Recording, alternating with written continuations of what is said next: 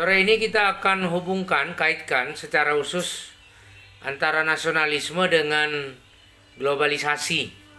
Ya, bagaimana situasi-situasi yang terjadi di negara kita, di dalam masyarakat kita, khususnya tentang nasionalisme keindonesiaan dalam kaitan dengan globalisasi.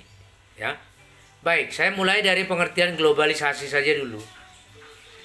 Seringkali publik masyarakat kita ya dalam aras akar rumput ya mengartikan globalisasi itu sebagai tanpa batas, tanpa sekat. Ya. Dunia ini atau kemudian bumi ini telah menjadi satu kampung besar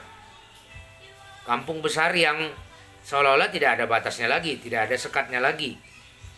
Semua dengan mudah terhubung satu sama lain,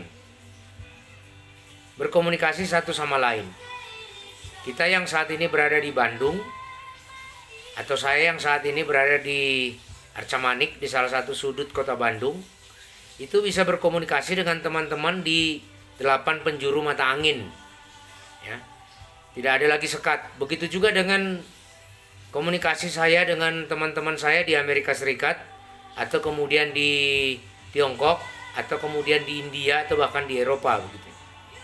Nah, jadi di akar rumput secara sosiologis orang mengartikan globalisasi seperti itu. Sebuah kampung besar yang tanpa sekat, yang tidak ada lagi batas, dan semua orang masing-masing bisa berkomunikasi. Ini sebuah pengertian yang secara umum diterima, secara mendasar, secara publik, secara sosiologis, begitulah orang mengartikannya. Dan saya katakan itu bukan pengertian yang salah, sama sekali tidak salah. Hanya saja kalau kita menyebut globalisasi, mudah-mudahan teman-teman sudah membuka PPT ya. Kalau kita menyebut globalisasi, ada hal yang lebih mendasar, ada hal yang lebih signifikan dari sekedar soal batas, dari sekedar soal sekat, dari sekedar soal koordinat. Ya. Yang paling mendasar, yang paling signifikan, yang paling penting kita pahami dalam globalisasi itu adalah persaingan. Ya. Oke, setiap orang bisa berkomunikasi. Oke, setiap orang bisa terhubung dengan orang lain dimanapun. Sebuah kelompok bisa kemudian berinteraksi dengan kelompok lain dimanapun. Tetapi konsekuensi daripada tanpa batas atau tanpa sekat itu yang sebetulnya lebih penting untuk kita lihat. Yaitu ketika manusia berkomunikasi tanpa batas, tanpa sekat, maka pada saat yang sama sebetulnya terjadi saling mempengaruhi. Terjadi saling mempengaruhi, saling menentukan, atau kemudian saling menanamkan kepentingan. Itulah yang terjadi sebetulnya dalam globalisasi. Jadi globalisasi itu sebetulnya yang lebih penting untuk digarisbawahi adalah soal prosesnya. Proses untuk saling memperkuat kepentingan masing-masing, atau kemudian mempengaruhi satu sama lain, atau kemudian menanamkan pengaruh satu sama lain. Itu yang sebetulnya paling signifikan dipahami, diketahui dalam pengertian globalisasi. Bahwa tanpa sekat iya, tetapi konsekuensi daripada tanpa sekat itu apa? Itu yang sebetulnya lebih penting.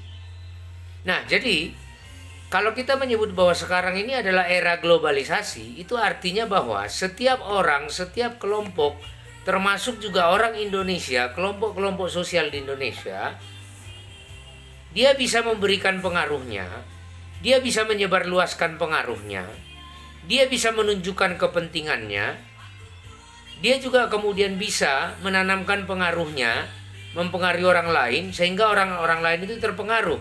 Begitu juga sebaliknya. Dari luar, manusia lain dari luar, atau kelompok lain dari luar, bisa kemudian menanamkan pengaruhnya kepada orang Indonesia. Nah, ini yang disebut dengan globalisasi. Yang penting untuk digarisbawahi adalah demikian.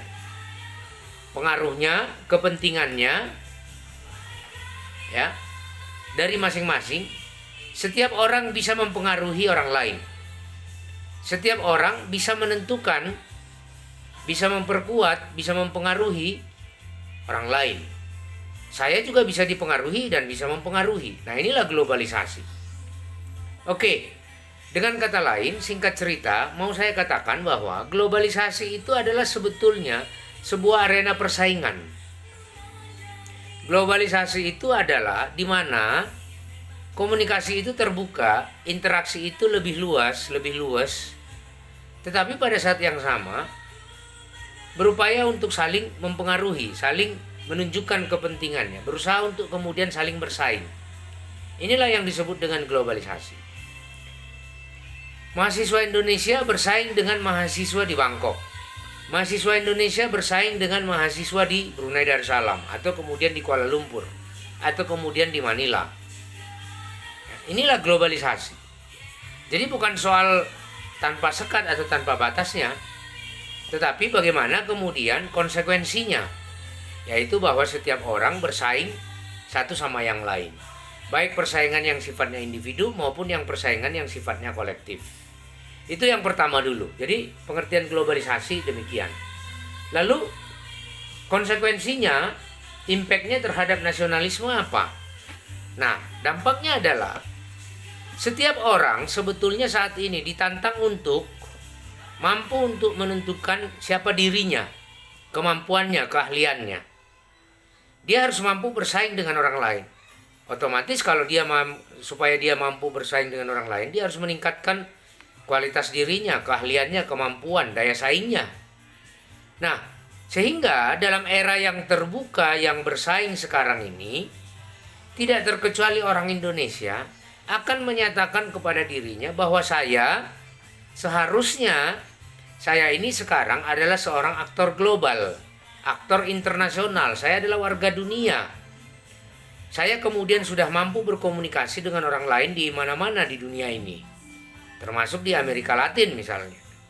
Oke, jadi ada terjadi sebuah lompatan, ya, loncatan kemampuan, loncatan kepentingan, loncatan pengaruh, ya, yang kemudian dimiliki oleh setiap orang, dimiliki oleh setiap kelompok di Indonesia. Dia kemudian melompat, dia merasa dirinya menjadi seorang aktor global atau aktor internasional. Sampai di sini, sampai di titik ini tidak ada masalah. Dan semua orang memang dimungkinkan untuk kemudian menjadi seorang aktor global. Yang menjadi soal adalah ketika saya atau ketika seseorang dia ujuk-ujuk kemudian langsung melompat, merasa diri sebagai aktor global, aktor internasional, tetapi dia melupakan identitasnya. Dia melupakan dari mana dia berasal. Dia melupakan dari mana dia sebetulnya dulu berkembang, lahir, berkembang, bertumbuh, dan menjadi seorang ahli, dan kemudian menjadi seorang expert, dan kemudian sampai dia merasa bahwa dia sudah sampai di level persaingan global. Dan itu yang kemudian menjadi masalah bagi semua manusia, semua individu, semua kelompok di dunia saat ini. Sudahlah, saya sudah sanggup kok untuk menjadi seorang aktor global. Lalu untuk apa lagi saya mengingat identitas saya sebagai orang Indonesia? Untuk apa lagi saya kemudian meninggalkan mengingat lalu kemudian memperkuat diri saya sebagai orang Indonesia, negara saya. Ya. Nah, ini yang terjadi, dan bukan hanya orang Indonesia sebetulnya. Hampir semua manusia, hampir semua kelompok sosial di Indonesia merasa diri seperti itu. Melupakan nasionalismenya, melupakan negaranya, melupakan identitas awalnya, melupakan dari mana dia berasal. Ya, kira-kira seperti itu. Jadi kalau dikatakan bahwa globalisasi itu menjadi antitesis terhadap nasionalisme, maksudnya seperti itu. Sesuatu yang kemudian membuat orang melupakan, sesuatu yang kemudian membuat orang kemudian mengabaikan, ya, kepentingan awalnya sampai di mana. Kira-kira seperti itu.